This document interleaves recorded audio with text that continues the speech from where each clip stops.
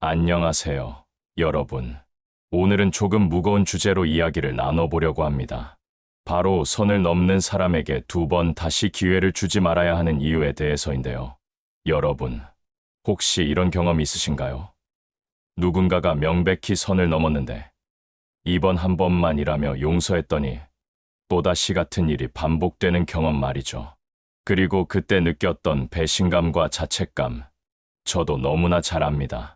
오늘 영상이 도움이 되셨다면 구독과 좋아요 부탁드리고요. 그럼 시작하겠습니다. 선을 넘는다는 것의 의미. 먼저, 선을 넘는다는 게 정확히 무엇을 의미하는지부터 짚고 넘어가야 할 것 같습니다. 선을 넘는다는 것은 단순한 실수나 착오가 아닙니다. 그것은 상대방이 명확히 설정해 놓은 경계를 의도적으로 침범하는 행위예요. 예를 들어볼까요?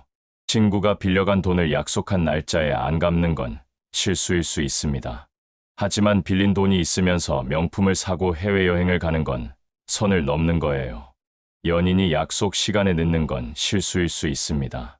하지만 거짓말을 하거나 바람을 피우는 건 명백히 선을 넘는 행위죠. 직장 동료가 업무를 제대로 못하는 건 능력의 문제일 수 있습니다.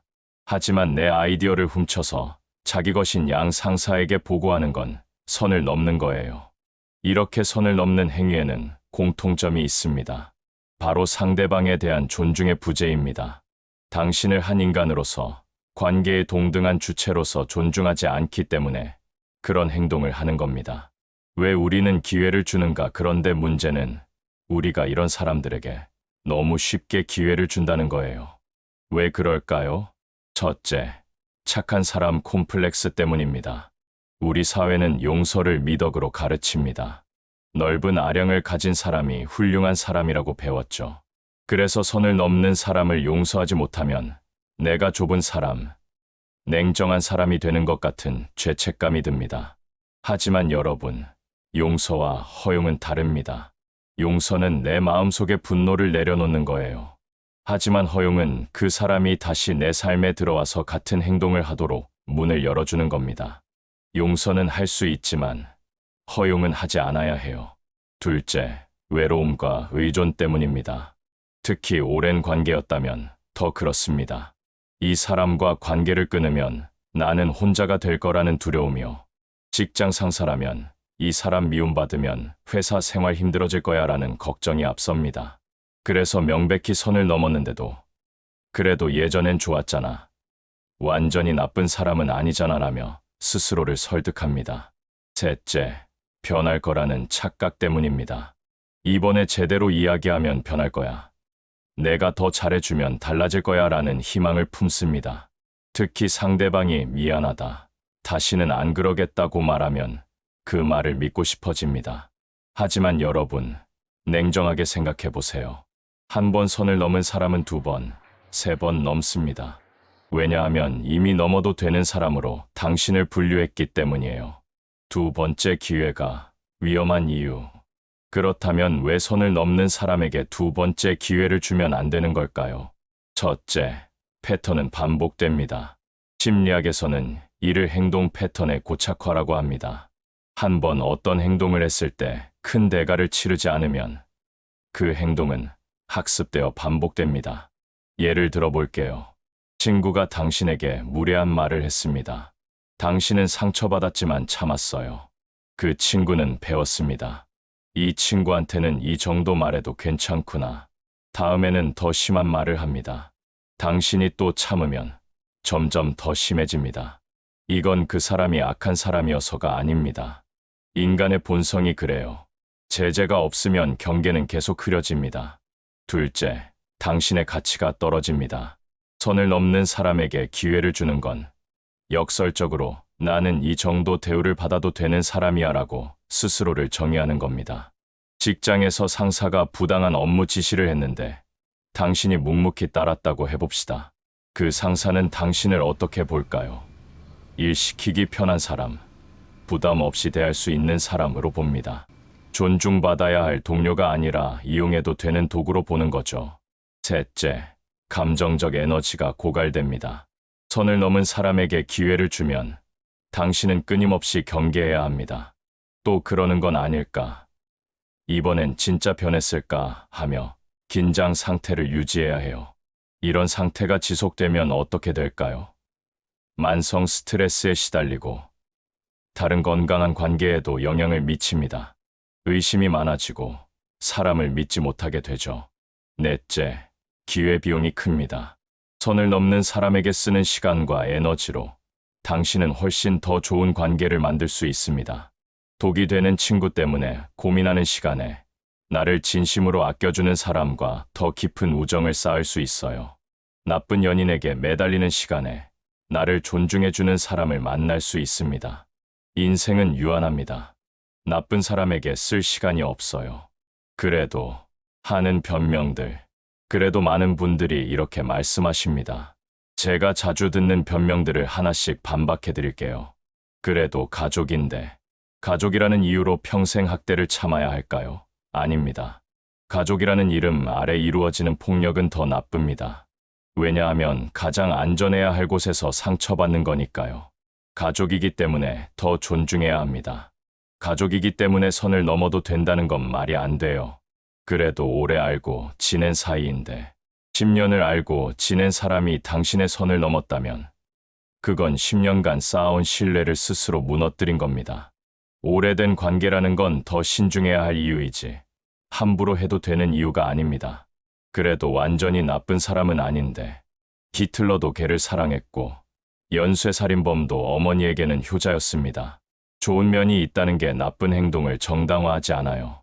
당신에게 선을 넘는 순간 그 사람이 다른 사람에게 얼마나 좋은 사람인지는 중요하지 않습니다. 그래도 한 번 더 기회를 주는 게 옳은 거 아닌가. 당신은 이미 기회를 줬습니다. 관계를 맺은 순간 그게 기회였어요.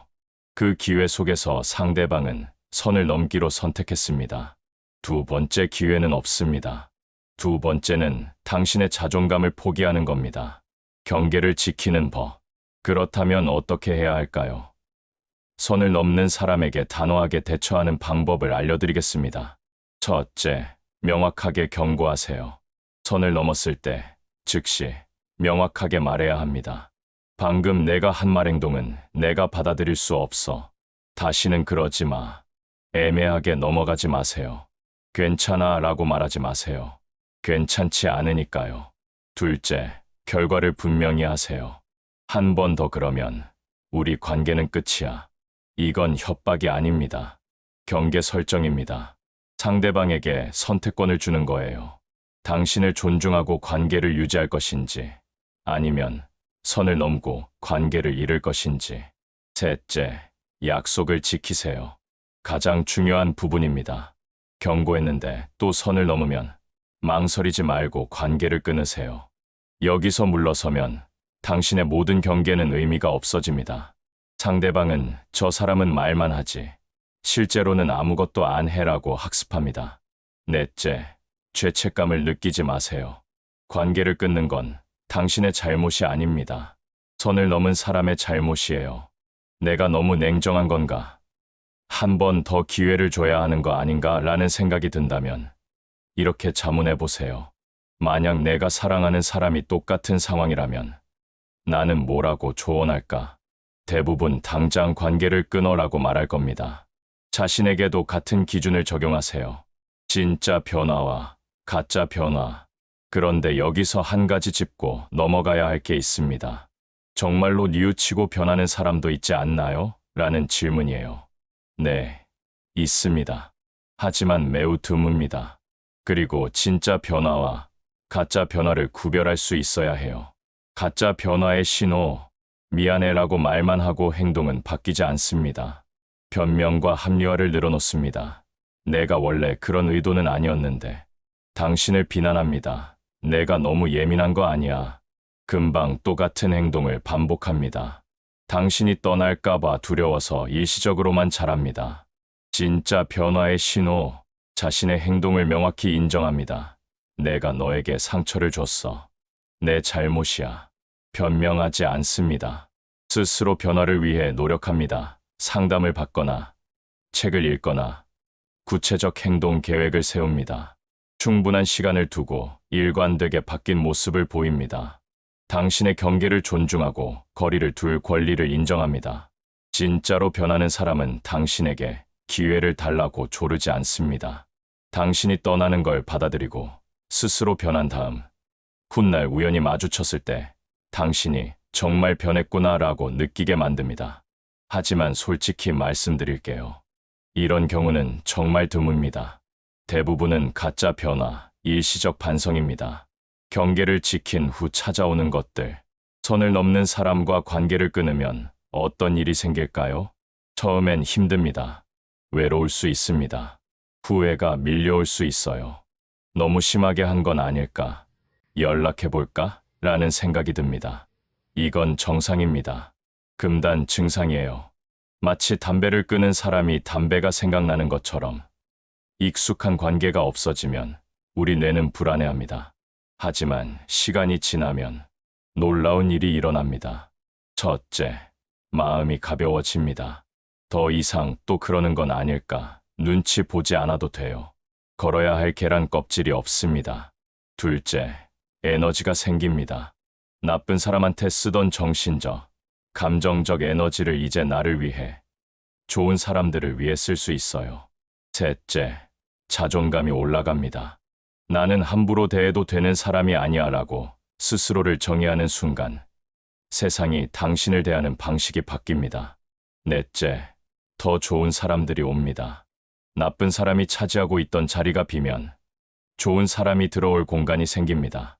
스스로에게 하는 질문들. 마지막으로 지금 선을 넘는 사람 때문에 고민하고 계신 분들께 드리는 질문입니다. 천천히 스스로에게 물어보세요. 이 사람이 내 삶에 주는 것과 빼앗아가는 것 중 무엇이 더 큰가? 1년 후에도 이 관계가 이대로라면 나는 행복할까? 내가 사랑하는 사람이 나와 똑같은 대우를 받는다면 나는 뭐라고 조언할까? 내가 이 사람을 붙잡고 있는 건 사랑 때문일까? 두려움 때문일까? 이 관계를 유지하는 데 쓰는 에너지로 나는 무엇을 할 수 있을까? 정직하게 답해보세요. 답은 이미 당신 안에 있습니다. 결론. 여러분, 선을 넘는 사람에게 두 번째 기회를 주지 않는 건 냉정한 게 아닙니다. 그건 자기 자신을 사랑하는 겁니다. 당신은 존중받을 가치가 있습니다. 당신은 소중합니다. 당신의 경계는 지켜져야 합니다.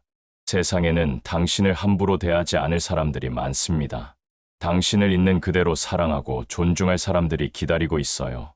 나쁜 사람에게 문을 닫아야 좋은 사람에게 문을 열 수 있습니다. 용기 내세요. 당신은 혼자가 아닙니다. 그리고 당신은 충분히 강합니다. 오늘 영상이 도움이 되셨다면 구독과 좋아요 부탁드리고요. 댓글로 여러분의 이야기도 들려주세요. 당신의 경계가 지켜지기를, 당신이 행복하기를 진심으로 응원합니다. 여기까지 시청해주셔서 감사합니다. 다음 영상에서 만나요. 구독과 알림 설정 잊지 마세요. 공감되셨다면 좋아요. 여러분의 경험을 댓글로 나눠주세요. 주변에 필요한 분들과 공유해주세요.